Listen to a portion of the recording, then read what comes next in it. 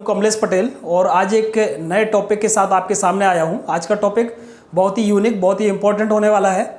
आज का टॉपिक है स्टेशन ब्लैकआउट।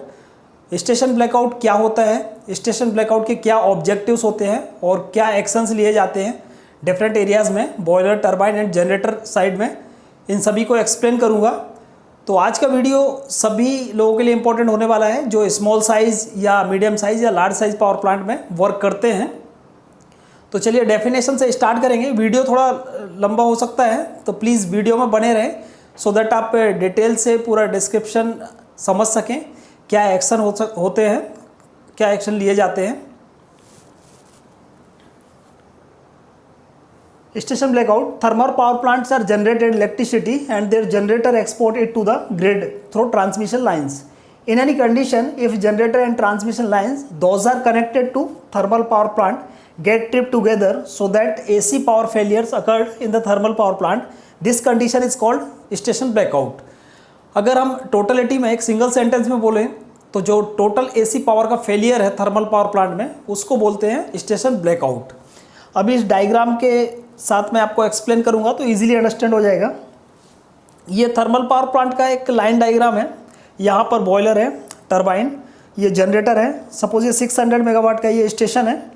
यहाँ पर जनरेटर सर्किट ब्रेकर है. जनरेटर सर्किट ब्रेकर एक्चुअली जो जनरेटर से पावर आउटपुट होता है और जनरेटर ट्रांसफार्मर, इसके बीच में एक ब्रेकर होता है, जनरेटर सर्किट ब्रेकर. देन ये जनरेटर ट्रांसफार्मर है, ये यूनिट ट्रांसफार्मर है. यहाँ पर जनरेटर का जो आउटपुट वोल्टेज है वो 22 kV होता है. देन यहाँ पर हमारा जो यूनिट ट्रांसफार्मर है 22 किलो वोल्ट जो वोल्टेज है उसको 11 kV में डाउन कर देता है. तो ये हमारा स्टेप डाउन टाइप का ट्रांसफार्मर है और ये स्टेप अप टाइप का ट्रांसफार्मर है. ये 22 kV का जो इलेक्ट्रिसिटी है उसके वोल्टेज को अप करता है और 765 में कन्वर्ट कर देता है. चलिए, ये तो बेसिक इन्फॉर्मेशन हो गया. अभी मैं जो एक्सप्लेन करना चाहता हूँ, अगर मेरा यूनिट ट्रिप हो गया, यूनिट ट्रिप हुआ, जनरेटर ट्रिप हुआ, मींस क्या हुआ, जनरेटर सर्किट ब्रेकर ओपन हो गया. जनरेटर सर्किट ब्रेकर ओपन हो गया और उसी टाइम लाइन, जो ट्रांसमिशन लाइन है वो भी ट्रिप हो गया. तो हमारा जो स्टेशन है वो AC power, total AC power failure यहाँ पर हो गया. ना तो हम एसी पावर जनरेट कर रहे हैं और ना ही कहीं से इंपोर्ट कर रहे हैं. बट ट्रिपिंग के केस में, नॉर्मल ट्रिपिंग के केस में क्या होता है, जनरेटर सर्किट ब्रेकर तो ओपन होता है लेकिन ये यहाँ से लेके ये पूरा सर्किट लाइन के थ्रू, ट्रांसमिशन लाइन के थ्रू चार्ज रहता है. तो हम पावर को इंपोर्ट करने लगते हैं. But in case of station blackout, generator circuit breaker भी ओपन हो गया है और ट्रांसमिशन लाइन भी ट्रिप हो गया है. तो हमारे पास में ना तो एसी पावर जनरेशन का सोर्स है और ना ही एक्सपोर्ट करने के लिए, इंपोर्ट करने का कोई सोर्स है. तो यहाँ पर ये मैंने डेफिनेशन में बताया भी है. If generator and transmission lines those are connected to thermal power plant get trip together so total AC power failure occurred. ये कंडीशन होती है स्टेशन ब्लैकआउट की. अब इसके नेक्स्ट हम डिस्कस करेंगे क्या क्या ऑब्जेक्टिव्स होते हैं ड्यूरिंग स्टेशन ब्लैकआउट जिनको हमको अचीव करना होता है सो दैट हम इक्विपमेंट को प्रोटेक्ट कर सकें, कैपिटल डैमेज को प्रोटेक्ट कर सकें. ब्लैकआउट के बैकग्राउंड को थोड़ा सा एक्सप्लेन कर देता हूँ. जिन लोगों ने कभी ब्लैकआउट नहीं देखा है तो वो थोड़ा सा इसको इमेजिन कर पाएंगे कि ब्लैकआउट कंडीशन में क्या होता है.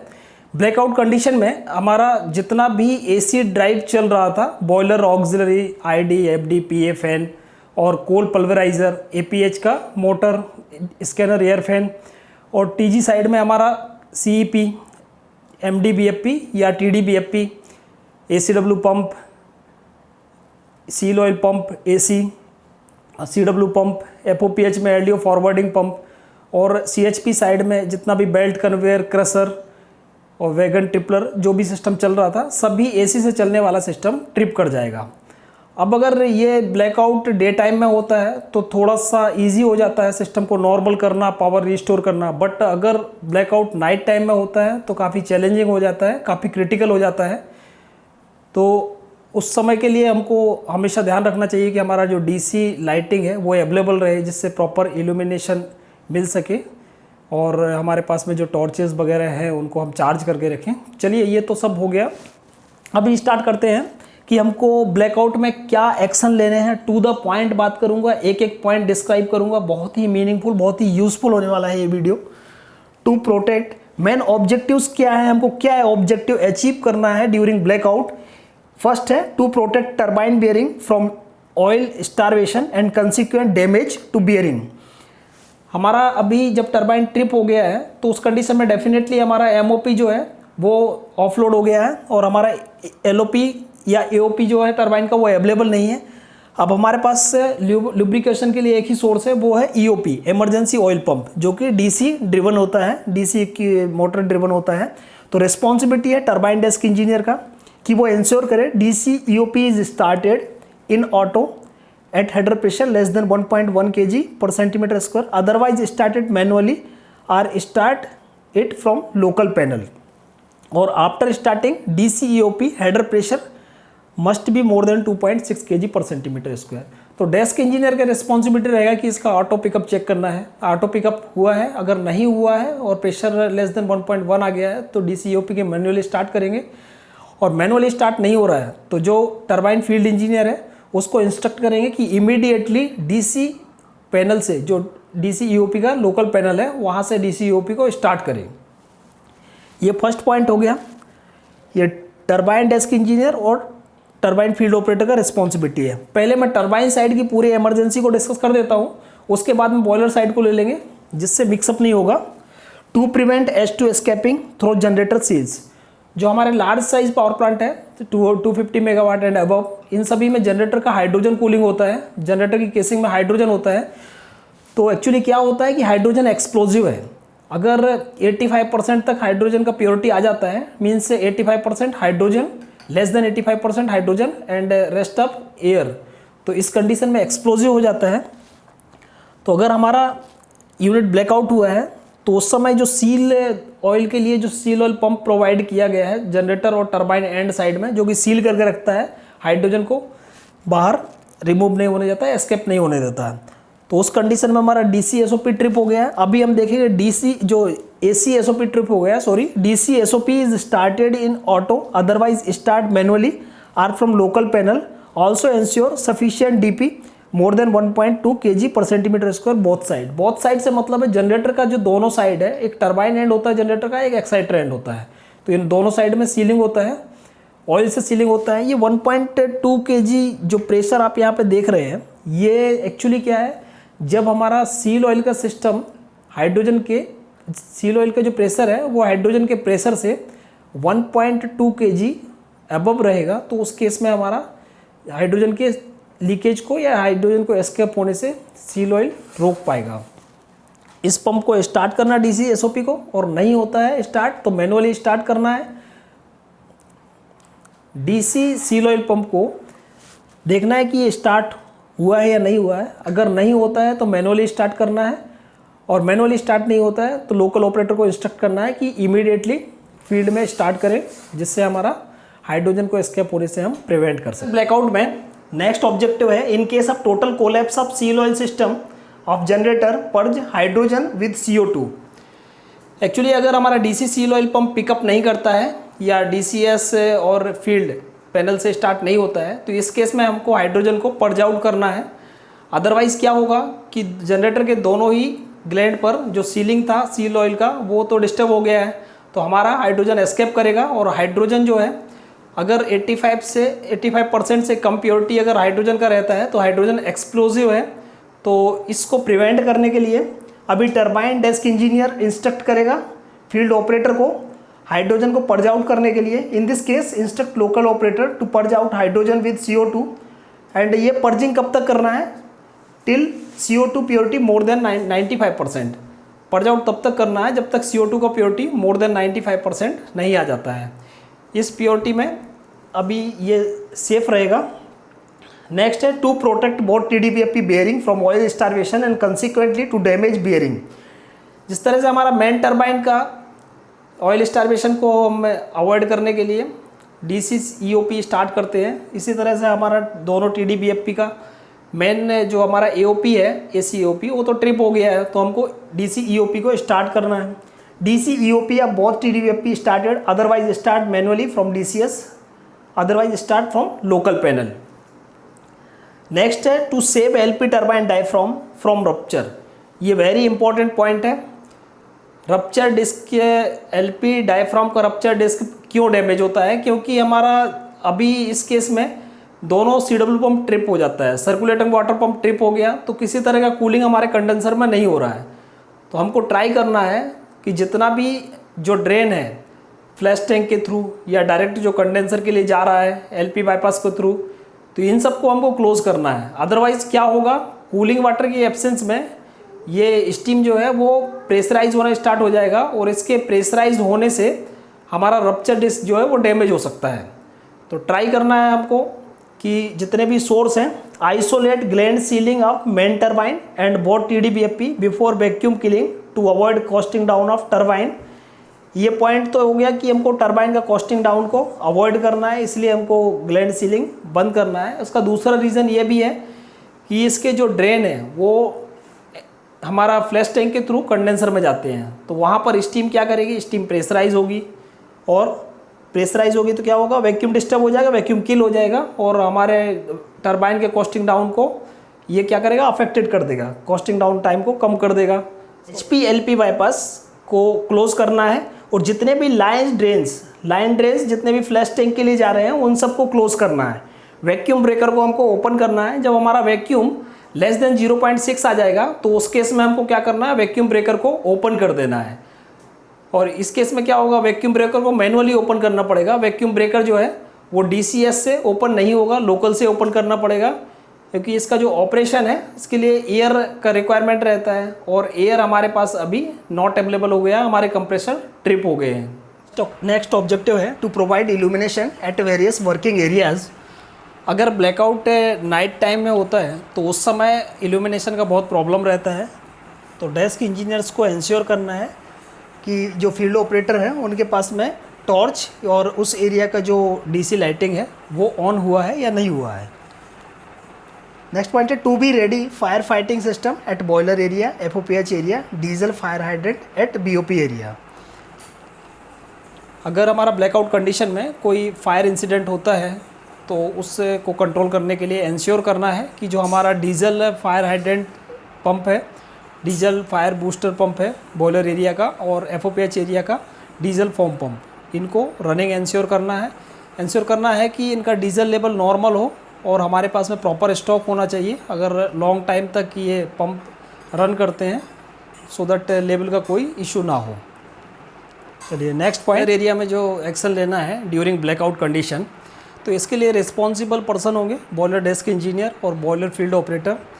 ये सभी एक्शन टरबाइन में जब हम जो एक्शन ले रहे हैं ड्यूरिंग ब्लैकआउट कंडीशन उसके पैरेलल ही होंगे। ऐसा नहीं है कि इनका सीक्वेंस है कि टरबाइन एरिया में पहले एक्शन लेना है देन बॉयलर एरिया में, ये सभी पैरेलल होंगे बॉयलर एरिया में एंड टरबाइन एरिया में। तो फर्स्ट है to protect the flame scanners from damage due to excessive heat.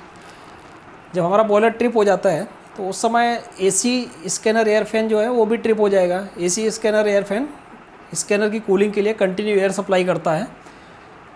हमको इंश्योर करना है कि DC scanner air fan is started and it's atmospheric suction damper is open. ये very important point है। अगर सक्शन डैम्पर ओपन नहीं होगा तो वो सक्शन से एयर को सक नहीं करेगा, then lack of cooling air scanner हमारा ख़राब हो सकता है। नेक्स्ट पॉइंट है to prevent deformation of APH। Deformation क्या होता है? डिफॉर्मेशन मीन्स मटेरियल का हाई हीट या टेम्परेचर डिफरेंस के चलते फेल हो जाना, मटेरियल का प्रॉपर्टी चेंज हो जाना है, ये डिफॉर्मेशन है। तो अगर हमारा APH जो है वो स्टैंड स्टिल कंडीशन में आ जाएगा तो कंटिन्यू फ्लू गैस के हाई टेम्परेचर के कांटेक्ट में रहेगा और वो जो अदर बास्केट है जो कोल्ड एयर के कांटेक्ट में रह गया उसका टेम्परेचर काफ़ी कम हो जाएगा और दूसरे वाले बास्केट का टेम्परेचर काफ़ी ज़्यादा रहेगा। तो टेम्परेचर डिफरेंस के चलते हमारे APH का डिफॉर्मेशन हो सकता है, मटेरियल फेल हो सकता है। तो हमको क्या इंश्योर करना है जिससे हमारे APH का डिफॉर्मेशन ना हो? Ensure both APH air motor are started, otherwise start manually. हमको इंश्योर करना है कि हमारा जो APH का एयर मोटर है वो स्टार्ट हुआ है या नहीं हुआ है। अगर नहीं हुआ है तो फील्ड ऑपरेटर को इंस्ट्रक्ट करना है बाय बॉयलर डेस्क इंजीनियर कि इसका एयर मोटर जो है उसका बाईपास वाल्व खोलना है और इंश्योर करना है कि APH रोटेट कर रहा हो। बट क्या होता है कि कंप्रेसर हमारा ट्रिप हो गया है, तो रिसीवर टैंक में जो एयर का प्रेशर है, जो एयर का स्टोरेज है, उसी के चलते हमारा APH रोटेट करता है और वो प्रेशर और वो स्टोर कैपेसिटी बहुत सफिशिएंट नहीं होता है कि बहुत लॉन्ग टाइम तक APH को रन कर सकें। तो हमको जल्दी से जल्दी इंश्योर करना है कि हमारा इमरजेंसी हमारा DG सेट स्टार्ट हो जाए, इमरजेंसी MCC चार्ज हो और APH main motor stand by motor को स्टार्ट कर सकें। नेक्स्ट पॉइंट है BCW pump emergency cooling water line both control valve SD19 and SD20 are open. BCW pump का जो SD19 और 20 वाल्व है इमरजेंसी कूलिंग का, इसको इंश्योर करना है कि ये ओपन होना चाहिए, और अगर ओपन नहीं हुआ है तो इसको फील्ड से ओपन करवाना है। जब फील्ड से ओपन करेंगे तो हम इसके फ्लो को भी कंट्रोल कर सकते हैं। उसमें MI भी दिया है, बट ये प्रॉपर कॉन्टैक्ट के साथ होना चाहिए। जो DCS इंजीनियर है वो इंश्योर करेगा कि इसका कैविटी टेम्परेचर जो है वो विद इन कंट्रोल लिमिट है। तो अभी इसको कितना ओपन कर सकते हैं, कितना क्लोज कर सकते हैं, ये थोड़ा सा क्रिटिकल है। To be retract soot blower if it is in insert position. अगर जस्ट बिफोर ब्लैकआउट कंडीशन अगर सूट ब्लोइंग चल रहा है तो उस समय अगर कोई वॉल ब्लोअर LRSB अगर इंसर्ट पोजीशन में है तो उसको रिट्रैक्ट करना है, मैनुअली रिट्रैक्ट करना है, बट इंश्योर करना है कि उसका मॉड्यूल ऑफ होना चाहिए। अदरवाइज़ हमारा बॉयलर MCC चार्ज होगा, उस कंडीशन में कुछ एक्सीडेंट होने के चांसेस हो सकते हैं।